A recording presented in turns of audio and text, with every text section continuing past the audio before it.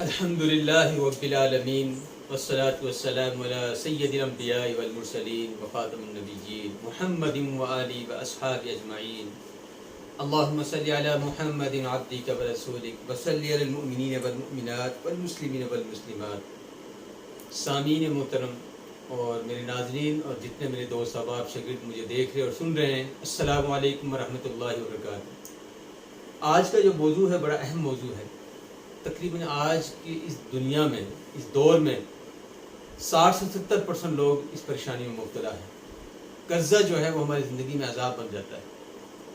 ہم کسی دوستوں کو کاروبار کا بتا دیتے ہیں اور اس میں شیئر کر لیتے ہیں۔ جب فائدہ ہو رہا ہوتا ہے تو سب بڑے واہ واہ کر رہے ہوتے ہیں، جب نقصان ہو جاتا ہے تو سب دوست مل کے اسی دوست کو جس نے لوگوں کو بتایا ہوتا ہے، لوگ اس پر چڑھ دوڑتے ہیں کہ آپ نے ہمیں مشورہ دیا تھا، لہٰذا ہمارا قرضہ بابا ادا کریں۔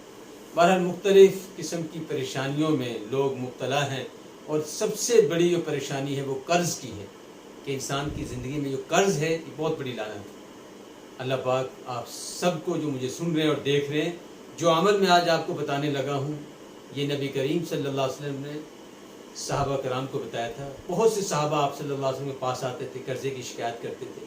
حضرت علی رضی اللہ تعالیٰ راوی ہیں، ترمذی شریف میں یہ واقعہ لکھا ہے کہ ایک صحابی آتے ہیں اور حضرت راوی ہیں اس حدیث کے، پوچھتے ہیں یا رسول اللہ پہاڑ جیسا میرے اوپر قرضہ ہو چکا ہے، آپ مجھے کوئی ایسا عمل بتائیے کہ میرا قرضہ۔ اس میں دو چیزیں ہیں، ایک انسان نیت کر لے کہ میں نے قرضہ اتارنا ہے۔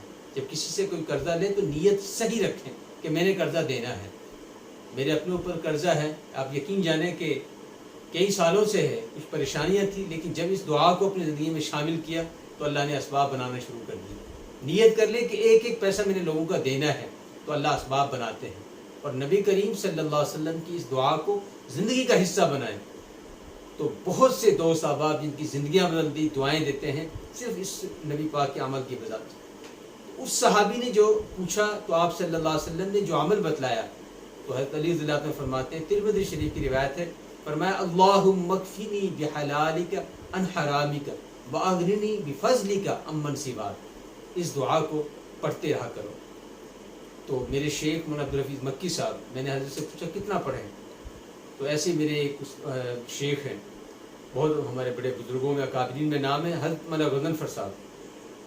تو میں نے حضرت سے پوچھا، حضرت فرمایا 100 مرتبہ اس کو صبح شام پڑھا کریں۔ تو 3 چیزیں حضرت نے بتلائی۔